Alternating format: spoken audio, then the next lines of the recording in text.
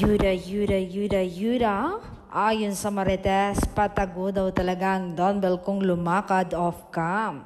Sinisigurado daw nila na walang makakakilala sa kanila, pero ang mga mata ng dumbbell fans ay parang telescope na gamit ni James Bond. Nakikita ang lahat. Dumbbell namatan ngayon sa Binondo. Na-miss nilang mga pagkain doon.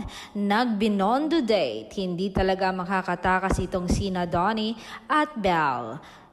Lahat ng party ng Pilipinas ay may bubblies.